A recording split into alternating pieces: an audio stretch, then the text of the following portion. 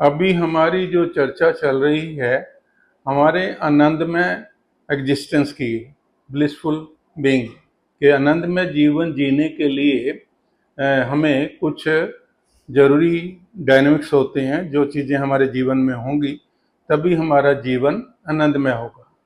आज हम सबसे प्रमुख डायनामिक्स की बात करते हैं, वह है हमारा विवेक। विवेक शक्ति जो है ना, वो सबसे ज़्यादा इम्पोर्टेंट है हमें आनंदमय रखने के लिए। विवेक खाली बुद्धि नहीं होती। कई लोग समझते हैं कि विवेक का मतलब कोई बुद्धिमान है तो विवेकशील, नहीं। विवेक हमारे अनुभवों से, आत्मचिंतन से और अपने नैतिकता से, ये सारी चीज़ों से हमारा विवेक जो है ना डेवलप होता है। अब ये विवेक के भी आगे प्रमुख कारण है कि भाई कोई आदमी बहुत स्ट्रांग विवेक रखता है, बड़ी अच्छी पावर रखता है, तो उसके लिए भी नंबर 1, जिस आदमी का परसेप्शन बहुत क्लियर होगा, जिसके आदमी के दृष्टिकोण में बड़ी स्पष्टता हो गई, वो अच्छे बुरे का ज्ञान रखता है, जो उसके लिए गलत है तो गलत है, ठीक है तो ठीक है, लॉन्ग टर्म शॉर्ट टर्म सब विजन, क्लियर परसेप्शन। वो किसी भी भ्रम को नहीं पालता, किसी भी भुलेखे में नहीं आता, उसका परसेप्शन बड़ा साफ है और उसी के मुताबिक वो निर्णय लेता है। तो जिस आदमी का जितना परसेप्शन क्लियर होगा, जितना दृष्टिकोण साफ सुथरा होगा, नैतिकता से भरा होगा, उसका विवेक भी उतना ही स्ट्रांग होगा। तो ये मैंने विवेक के लिए आपको एक पहला प्रमुख डायनामिक्स की बात की। अब दूसरा, हमारे विवेक को डेवलप करने के लिए हमारी क्रिटिकल थिंकिंग भी होनी जरूरी है। हमारा जो थिंकिंग पैटर्न है वो क्रिटिकल, लॉजिक से भरा हुआ, रीजनिंग। ये नहीं है कि किसी ने बोल दिया तो हम भाग पड़े कि भाई ये अब बॉस ने बोल दिया अब तो भागना ही पड़ेगा, नहीं। अगर हमारा परसेप्शन कहता नहीं, लॉजिक भाई ये तो गलत है, नहीं करेंगे, गलत है। तो जो भी हमने करना है वो अपने थिंकिंग पैटर्न, हमारा विचार बोलेगा गलत तो नहीं करना, हमारा विचार बोलेगा ठीक तो करना। तो एक हमारी क्रिटिकल थिंकिंग होनी चाहिए। हमारा थिंकिंग पैटर्न जो है ना, वो लॉजिक के अनुसार चेंज उसमें लेनी चाहिए। अगर हमने लेनी भी है, लेनी पड़ती है, एक ही जगह तो बंधा नहीं रहना पड़ता, पर लॉजिकल चेंज। तो दूसरा हमने बताया कि हमारा जो ना क्रिटिकल थिंकिंग। अब हम तीसरी बात करते हैं, वो है मोरल कंपास, नैतिकता। हर इंसान सब जानता है कि एक मोरलिटी रखे अपना, एक हर बात पे झूठ बोलने की बात, छोटे मोटे फायदे के लिए झूठ बोलने की बात, और सब असत्यता से सब से हट जाए। एक उसका मोरल होना चाहिए। उसके आजू बाजू जितने लोग हैं वो बोले हाँ भाई ये कभी आदमी झूठ नहीं बोलता, इस आदमी का जो फैसला होगा वो सही होगा, ये जो बोलेगा, लोग उसकी बात पे यकीन करेंगे, उसको फॉलो करेंगे। जिस आदमी का मॉरल कंपास हाई होगा उसको फॉलो करेंगे, उसका अनुसरण करेंगे। तो विवेक जो है ना, हमारा मोरल कंपास जितना हाई होगा उतना ही हमारा विवेक भी स्ट्रांग होगा। अगले डायनामिक्स पे आते हैं, चौथे पे, वो है इंट्यूशन। इंट्यूशन जो है, जितना हम जो भी आदमी जितना विवेकशील होगा वो शांत होगा, उसके अंदर शोर नहीं होगा।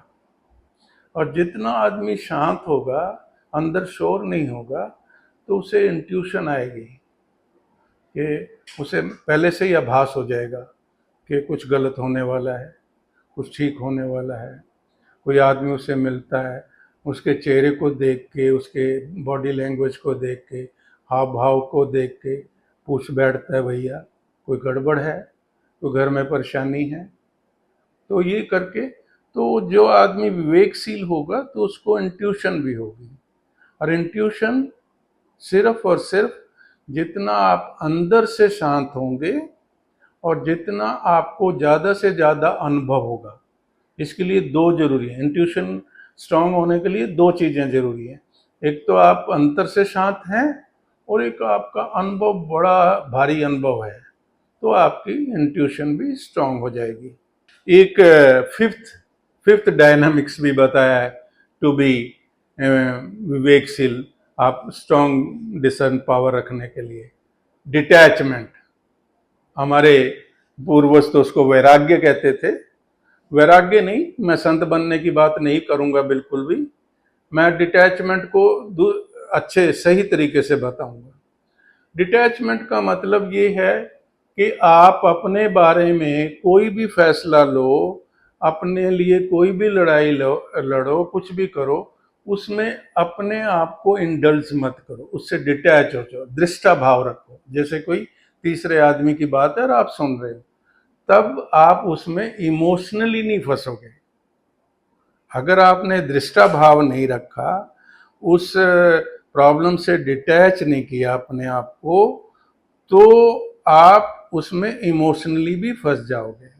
Then you can not solve that problem. तो अगर आपने जीवन में अपनी प्रॉब्लमें सॉल्व करनी हैं तो डिटैचमेंट का भाव लाओ। अच्छा, बड़ी बात अच्छी है कि हमारे भारत दर्शन में, वेदांत में भी शाश्वत, अशाश्वत, सत्य, असत्य, आत्मा, अनात्मा, इन सब की परख के लिए विवेक को ही प्रमुख रूप से बताया गया कि जिस आदमी का विवेक स्ट्रांग है वो शाश्वत और सत्य और असत्य का फर्क करना जानता है।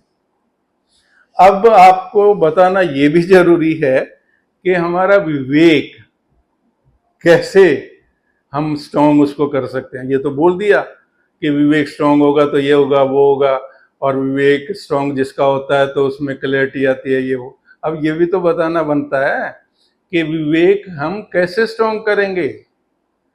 पहला, सबसे पहला, कि आप दिन में चंद थोड़ा सा समय, इवनिंग में किसी समय निकाल के एकांत में अपने साथ जरूर बैठें और दिन भर आपने जो काम किया, किसी को बुरा किया, किसी को भला किया, कुछ भी ऐसे विचार आए या कोई आपने फैसले लिए, उन सब पे मंथन करें। क्या मैंने उसके साथ जो ऐसा व्यवहार किया मेरा गलत था, मैं आगे नहीं रिपीट करूँगा, या ये अच्छा किया, बुरा किया। जो भी दिन भर आपने किया, जो भी फैसले लिए, जो व्यवहार लोगों से किया, कहाँ आपको गुस्सा आ गया, क्यों गलत आ गया, वो सारा दिन का जो भी है बैठ के 5 मिनट उस पर मनन करें, विचार करें और डिसाइड करें कि आगे से मैं ये गुस्सा नहीं करूँगा, आगे से मैं ये काम नहीं करूँगा, आगे से ये नहीं करूँगा। तो आपका विवेक डेवलप हो जाएगा, आप जो गलत चीज़ें हैं वो छोड़ते चले जाएंगे और ठीक चीज़ें करते रहेंगे। दूसरा,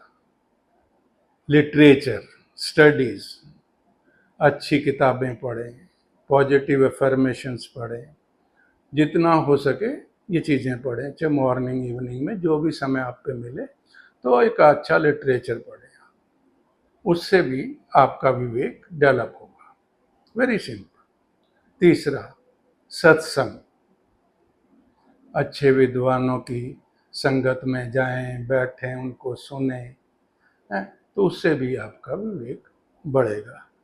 और चौथा और लास्ट, धैर्य रखें, शांत चित्त रखें, इम्पल्सिव ना हो। जब जब भी गुस्सा आए तो पॉज ले लें, उल्टी गिनती शुरू कर दें, 10, 11, 9, 8। तो इसलिए जितना आप शांत रहें उतना ही आपका विवेक स्ट्रांग होता चला जाएगा।